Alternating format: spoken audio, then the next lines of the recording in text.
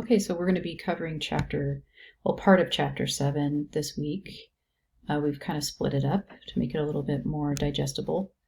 Here's some of the learning objectives. I would take a look at those if I were you in your book. We're going to keep moving though. So the Roman emperor as world conqueror is kind of a big theme in Roman art and society, ancient Roman art and society. When you think of Rome or ancient Rome, you think of images of power and military might. And the Roman Empire at its height was one of the largest empires ever. It had the largest territory known to its date, and Roman rule was basically all over Europe. Parts of North Africa and West Asia were also under Roman power. And Trajan really is the main emperor and general that grew the Roman territory. And so this column of Trajan is just a good example of how the Romans were really focused on kind of taking over territory. They were just very military-based society, and they really did expand their empire, and they were very interested in expanding their empire. And so this is just kind of a really good piece from Roman history to look at that illustrates that. So this is a 128-foot column, and it's erected to commemorate the Emperor Trajan's success in expanding the Roman Empire. And especially, they're really talking about in this piece the defeat of Dacia, which is present-day Romania. And it was put up in a time, obviously, before newspapers and TV, and art and architecture really were the ways that Roman leaders and emperors communicated with the public and the citizenry. And it's called the Column of Trajan, and it's basically the first column of its kind. And the frieze that winds around the column is 625 feet long. So it's really long. If you took that and stretched it out, it'd be 625 feet long from top to bottom. And it shows the two military campaigns that were waged against the Dacians, or the Romanians. In the top section, a group of Roman soldiers joined shields to form this protective layer. That's kind of how they fought, apparently. So that's what they're doing here. Kind of looks like a turtle shell. And then to the right of that, it shows the aftermath of the battle. Soldiers present the Emperor Trajan with the severed head of the enemy as kind of evidence of their success. So there's some of that. I think I might have other pictures here. Yeah. So one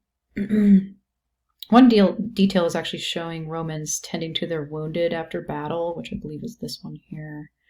And this just shows that the battle was not won easily. And as you can see, some of these ideas of, presenting the emperor with a head of the enemy and showing some of the wounded soldiers and stuff like that, those are all themes that we've seen in other cultures.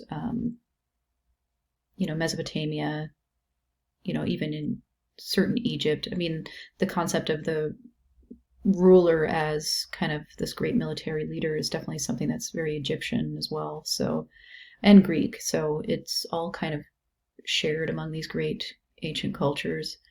Another detail is showing actually the construction of a fort.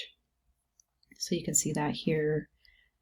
Most of the scenes on the column do not depict battle scenes, but just the kind of routine business of warfare for the Romans, which is like the transportation of supplies, the building of bridges, those kinds of things, and roads.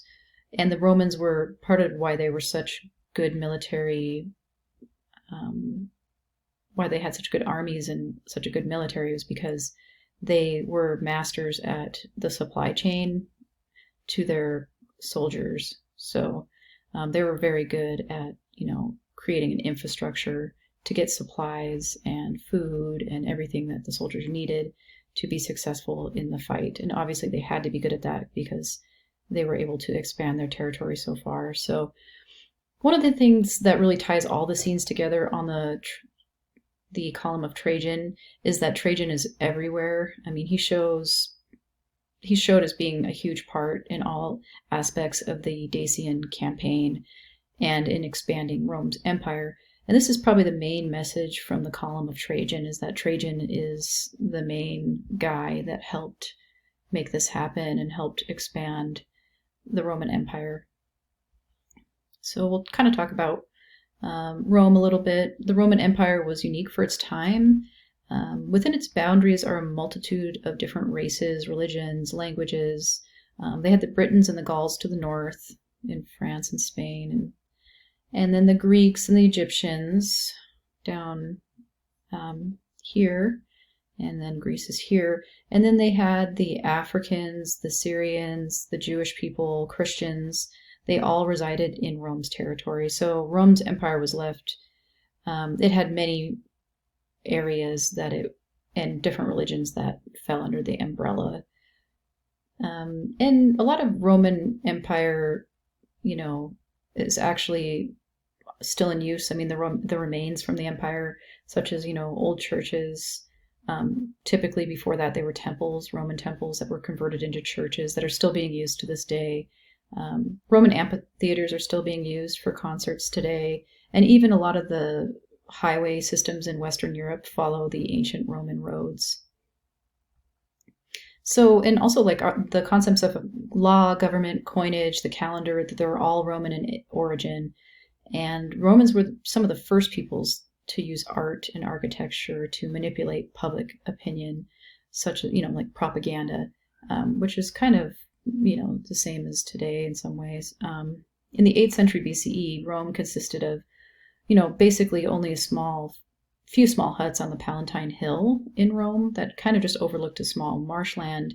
But during the Archaic period, Roman was basically an Etruscan city, and it had an Etruscan temple, which was the temple of Jupiter, Optimus Maximus, which means best and greatest. And that was built on the Capitoline Hill by an Etruscan king. And it was made in the Etruscan manner, consisted of mud brick walls, wooden columns, terracotta statuary. But eventually Rome would morph into an empire that would spread its influence and power far and wide and become, one of the greatest civilizations that ever existed in all of antiquity. So eventually, the Romans, basically in 509, they overtake the last Etruscan king, and they established a constitutional government. And so the Romans at this point in the early times had a republic, and it had a senate, which means kind of a council of elders, which is definitely in Roman in origin, the whole idea of a senate. And, and it also had elected 2 consuls, and a dictator could be appointed in times of crisis for the specific purpose of commanding an army, but really they had a republic that would vote, and the consuls, and they would work together. And typically all the leaders came from a wealthy class of landowners or patricians, but later the plebeian class of farmers and merchants and freed slaves were actually able to take part in the Roman-based, in the republic-based government. So they kind of did a pretty good job with having a little bit of say in their government. At first it was just wealthy landowners, but eventually the farming class was able to partake in government and have a say. Let's see how much time. Okay, we'll keep moving here. We're going to talk about architecture next. Here's the model city of Rome. You can see 17 is really sticking out. If we take a look at that, that's the Colosseum. 12 is the Basilica Nova. So you can take a look at this more, but number 3 is the Palatine Hill right here. So this is what it looked like during the 4th century, which is almost looks like a modern city. So in 211 BCE, Marcellus, the conqueror of the wealthy Greek city of Syracuse, brought back the spoils of war. So not only did he bring the usual gold and silver from Greece that he conquered back to Rome, he brought all that back to Rome, but he also brought back the city's art from Greece, the city of Syracuse. And after this, Rome really developed a fascination with Greek art.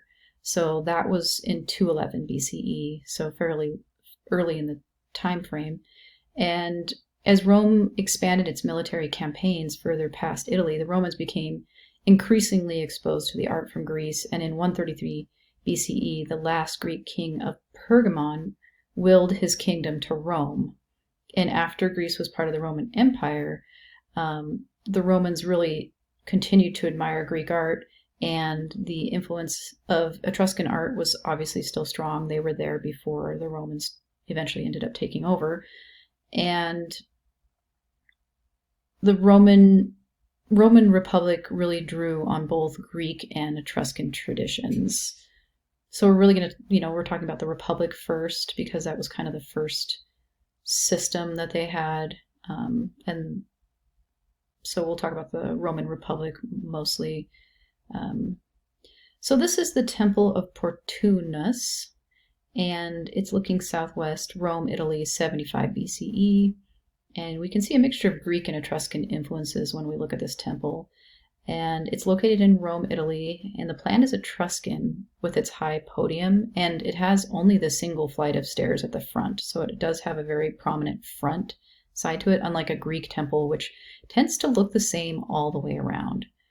So if it had a flight of stairs, the flight of stairs would have gone all the way around it.